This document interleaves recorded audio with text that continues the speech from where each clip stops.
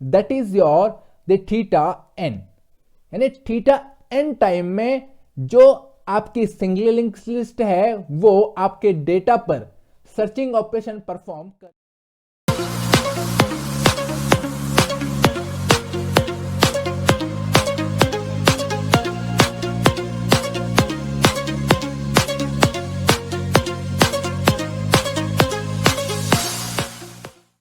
Hey Codaholic, this is Yogesh and you are watching the Codaholic. And once again, welcome you all in Data Structure Complete course. And this is your Data Structure Lecture 9. अब तक के previous lecture में हम link list के basic concept के बारे में पढ़ चुके हैं। आज की इस वीडियो में बात करेंगे the type of link list and the time complexity of a singly link list and as well as the operation performed on your linked list, that is your the node creation, right? So let's go start the video. So this is your the types of linked list. The first one, that is your singly linked list. The second one that we have, that is your doubly linked list, and the third one, that is circular linked list. इन सभी linked list के बारे में हम आगे आने वाले videos में discuss करेंगे। So for the today's session that we have, that is your the singly linked list, right? तो जो आपकी singly linked list है, that can be traverse only in one direction.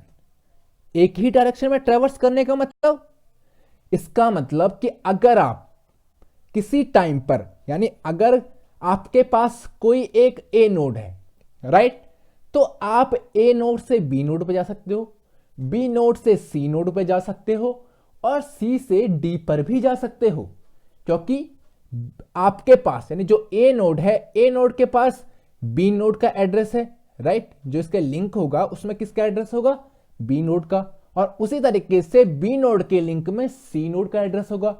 तो आप ए टू बी टू सी और सी to D जा सकते हो।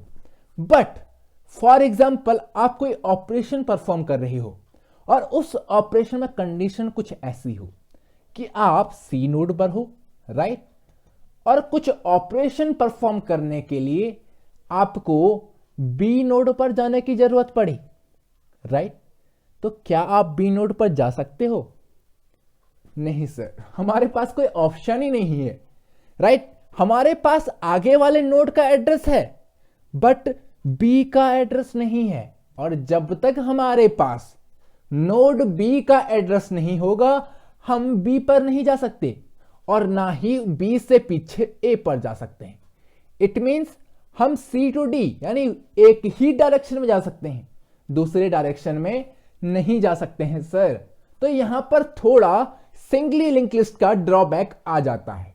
The second one that we have, that is your each node of singly link list contain only one pointer, right.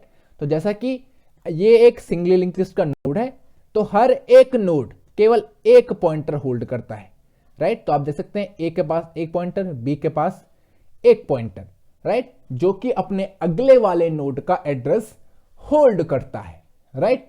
So this was for the single link list, right. The next one that we have, that is your the time complexity of singly link list.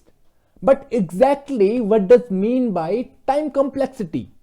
Time complexity का मतलब होता है किसी operation को perform होने में कितना time लगता है, that is your the time complexity of that operation, right? तो यहां पर मैं टाइम कॉम्प्लेक्सिटी का केवल ब्रीफ इंट्रोडक्शन दे रहा हूं। अगर आपको टाइम कॉम्प्लेक्सिटी के बारे में ज्यादा पढ़ना है तो आप वेट कर सकते हैं इसी चैनल पर नेक्स्ट अपकमिंग एल्गोरिदम प्लेलिस्ट का, राइट। तो आइए बात करते हैं time complexity of singly link list. जो सिंगली लिंक लिस्ट की एवरेज केस में सर्चिंग ऑपरेशन की टाइम कॉम्प्लेक्सिटी होती है, that is your the theta N, यानी थीटा एन टाइम में जो आपकी सिंगली लिंक लिस्ट है वो आपके डेटा पर सर्चिंग ऑपरेशन परफॉर्म कर देती है। और उसी तरीके से इंसर्शन ऑपरेशन की टाइम कॉम्प्लेक्सिटी है, that is your unit time, और डिलीशन की भी यूनिट टाइम। और वर्स्ट केस में भी वही टाइम कॉम्प्लेक्सिटी होती है जो एवरेज केस में है, राइट? इसलिए जो आपका लिंक लिस्ट है that is more better than your array, right? So this was a brief introduction of time complexity of your singly linked list. तो अब बात करते हैं the operation perform on the singly link list.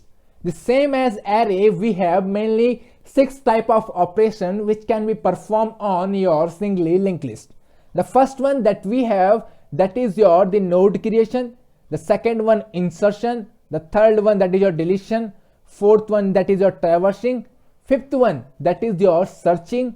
And the last one that we have, that is your sorting, right? तो बात करते हैं सबसे पहले ऑपरेशन के बारे में, that is your node creation, right?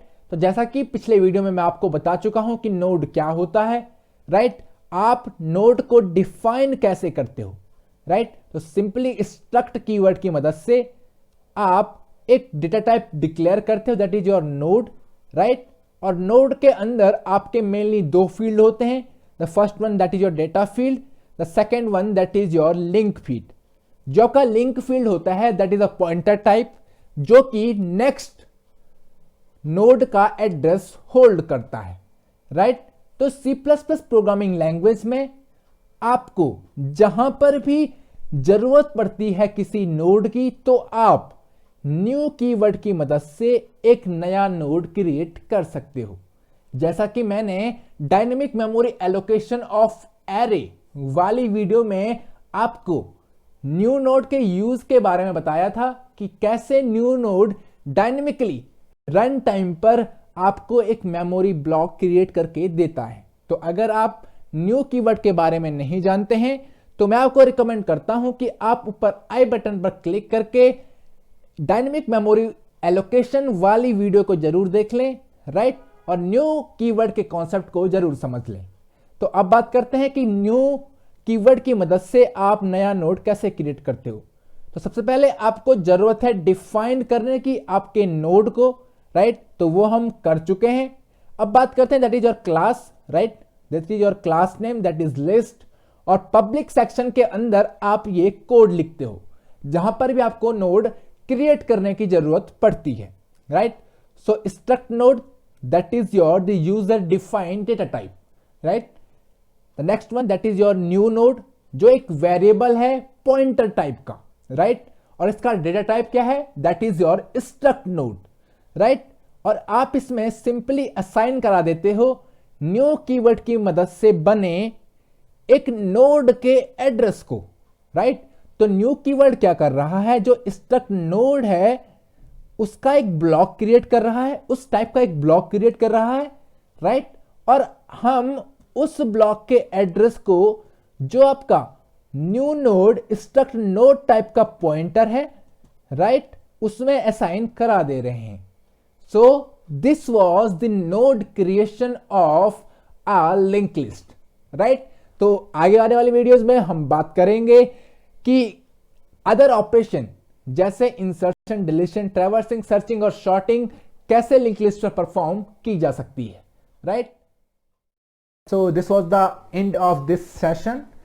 Thank you for watching the video, and if you like this video then hit that like button and subscribe the code deck and stay updated with us for programming and tech updates.